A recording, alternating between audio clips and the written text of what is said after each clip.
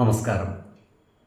വേദാംഗ ജ്യോതിഷത്തിലെ അമൂല്യമായ അറിവുകളും ആധ്യാത്മിക ജ്ഞാന ഉപദേശങ്ങളും പകർന്നു തരുന്ന പ്രശാന്തം ആസ്ട്രോ ചാനലിലേക്ക് ഏവർക്കും സ്വാഗതം. ഈ ചാനൽ ഇതുവരെയും സബ്സ്ക്രൈബ് ചെയ്യാത്തവർ ഇപ്പോൾ തന്നെ സബ്സ്ക്രൈബ് ചെയ്യുക.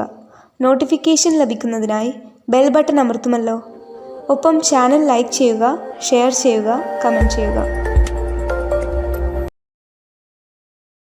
1199 മീനമാസം 31, അതായത് 2024 ഏപ്രിൽ 13 ശനിയാഴ്ച രാത്രി 8:51 സൂര്യൻ മീനം രാശിയിൽ നിന്നും മേടം രാശിയിലേക്ക് പ്രവേശിച്ചത്.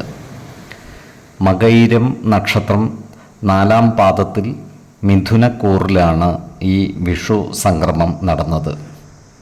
സംക്രമം നടന്നത് വരാഹ കരണത്തിലാണ്. അതുകൊണ്ട് തന്നെ സംക്രമ പുരുഷൻ വരാഹ വാഹനത്തിൽ സ്ഥിതനായി വിചിത്ര വസ്ത്രം ധരിച്ച് വാൾ ആയുധമേന്തി ബകുള പുഷ്പം ചൂടി വെള്ളി ആഭരണമണിഞ്ഞ് ശരീരത്തിൽ ചന്ദനം പൂശി ചെമ്പുപാത്രത്തിൽ മലർപ്പൊടി ഭക്ഷിച്ചുകൊണ്ട് ലജ്ജിതനായി വടക്കുദിക്കിലോട്ട് പോകുന്നതായാണ് സങ്കല്പം. അതുകൊണ്ടുതന്നെ ഗുണദോഷ സമ്മിശ്രമായതും വിചിത്രമായതുമായ വിഷു ഫലമാണ് ഈ വർഷം അനുഭവവേദ്യമാകുക. മേടക്കൂറിൽ വരുന്ന അശ്വതി, ഭരണി, കാർത്തിക നക്ഷത്രങ്ങളിൽ ജനിച്ചവർക്ക് ഈ വർഷം പൊതുവെ ഗുണഫലങ്ങൾ കൂടിയിരിക്കും. തൊഴിൽ മേഖലകളിൽ ഗുണകരമായ മാറ്റങ്ങൾ ഉണ്ടാകുന്നതുമാണ്. ഈ നക്ഷത്രക്കാരായ വിദ്യാർത്ഥികൾക്കും മറ്റു പഠിതാക്കൾക്കും കാര്യങ്ങൾ അനുകൂലമായിരിക്കും. പഠനത്തിൽ ശോഭിക്കുവാനും ഉന്നത വിദ്യാഭ്യാസം നേടുവാനും ഇവർക്ക് സാധിക്കുന്നതാണ്. അതുപോലെ ഉദ്യോഗാർത്ഥികൾക്കും തൊഴിൽ അന്വേഷകർക്കും ജോലിയിൽ പ്രവേശിക്കാൻ സാധിക്കുന്നതുമാണ്. ബിസിനസ്സുകാർക്കും മറ്റു കച്ചവടക്കാർക്കും സാമ്പത്തിക പുരോഗതി കൈവരിക്കുവാൻ സാധിക്കുന്നതാണ്. കുടുംബ സുഖവും മനസുഖവും ഉണ്ടാകുന്നതുമാണ്. കടബാധ്യതകൾ തീർക്കുവാൻ ഇവർക്ക് സാധിക്കുന്നതാണ്. അതുപോലെ ആരോഗ്യ കാര്യങ്ങളിൽ ഒരു പ്രത്യേക ശ്രദ്ധ പതിപ്പിക്കേണ്ടതുമാണ്. എടവക്കൂറിൽ വരുന്ന കാർത്തിക, രോഹിണി, മകയിരം എന്നീ നക്ഷത്രക്കാർക്ക് ഈ വർഷം പൊതുവെ ഗുണദോഷ സമ്മിശ്രമായിരിക്കും. ഇവർ സാമ്പത്തിക കാര്യങ്ങൾ കൈകാര്യം ചെയ്യുമ്പോൾ അതീവ ജാഗ്രത പാലിക്കുന്നത് ഗുണകരമായിരിക്കും.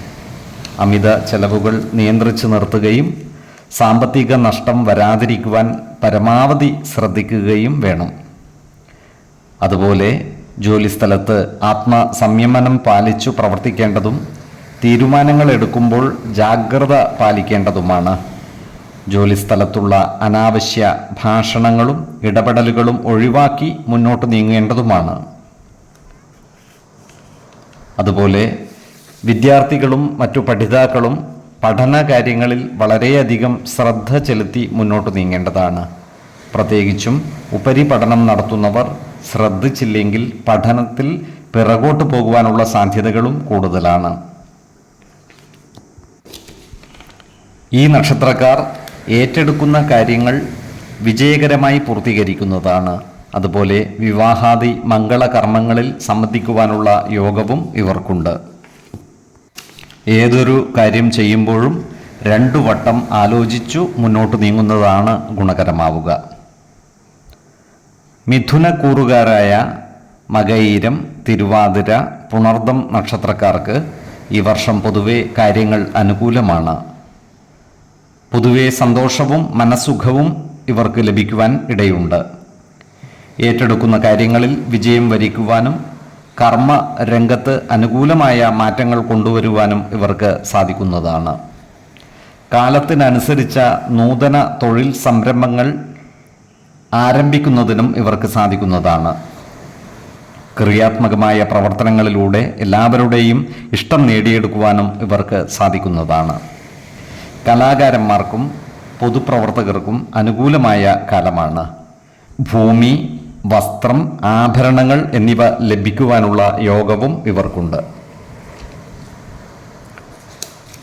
കർക്കിടക കൂറിൽ വരുന്ന പുണർദം, പൂയം, ആയില്യം നക്ഷത്രക്കാർക്ക് ഈ വർഷം പൊതുവെ ഗുണദോഷ സമ്മിശ്രമായിരിക്കും.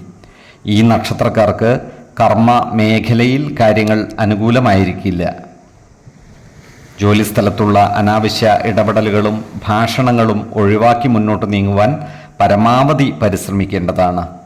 എല്ലാവരോടും സ്നേഹപൂർവ്വം പെരുമാറുകയും എല്ലാവരുടെയും ഇഷ്ടം നേടിയെടുക്കുവാൻ പരിശ്രമിക്കുകയും വേണം. അതുപോലെ സാമ്പത്തിക കാര്യങ്ങൾ കൈകാര്യം ചെയ്യുമ്പോൾ ജാഗ്രത പാലിക്കേണ്ടതുമാണ്. അമിത ചിലവുകൾ നിയന്ത്രിച്ച് നിർത്തുകയും സാമ്പത്തിക നഷ്ടം വന്നു ചേരാതെ സൂക്ഷിക്കേണ്ടതുമാണ്. വിദ്യാർത്ഥികളും മറ്റു പഠിതാക്കളും പഠനകാര്യങ്ങളിൽ കൂടുതൽ ശ്രദ്ധ പതിപ്പിക്കേണ്ടതുമാണ്. ഈ നക്ഷത്രക്കാർ ആരോഗ്യകാര്യങ്ങളിൽ ജാഗ്രത പുലർത്തേണ്ടതുമാണ്. എന്നാൽ ഈശ്വര കടാക്ഷത്താൽ എല്ലാ പ്രതിസന്ധികളെയും അതിജീവിച്ച് മുന്നേറുവാൻ ഈ നക്ഷത്രക്കാർക്ക് സാധിക്കുന്നതുമാണ്. ഈ നക്ഷത്രക്കാർ ജനിച്ച സമയത്തെ അടിസ്ഥാനമാക്കിയുള്ള ജാതകത്തിലെ ലഗ്ന രാശിയുടെയും ലഗ്ന അധിപന്റെയും സ്ഥിതിയും ശുഭ പാപ ഭാവങ്ങളുടെ സ്ഥിതിയും ഓരോ രാശിയിലെയും ഗ്രഹങ്ങളുടെ സ്ഥിതിയും അനുസരിച്ച് ഇവരുടെ പൊതുഫലത്തിൽ ഏറ്റക്കുറച്ചിലുകൾ ഉണ്ടാകുവാനിടയുണ്ട്. കുടുംബ ദേവതകളെയും ഇഷ്ട ദേവതകളെയും ഉപാസിക്കുന്നത് ഇവർക്ക് ആയുരാരോഗ്യ സൗഖ്യമേകും. ഇഷ്ടദേവതാ മന്ത്രം 108 തവണ ദിനംതോറും ലിഖിത ജപം ചെയ്തു വരുന്നത് ഇവർക്ക് സർവ ഐശ്വര്യങ്ങളുമേകും. നല്ല വ്യക്തി സാധനകളോടെയും ഉപാസനകളോടെയും മുന്നേറിയാൽ സർവേശ്വരാനുഗ്രഹത്താൽ ഇവരുടെ സർവകാര്യങ്ങളും മംഗളകരമാകും. നന്ദി, നമസ്കാരം. ജ്യോതിഷരത്നം പ്രശാന്ത് കണ്ണോം.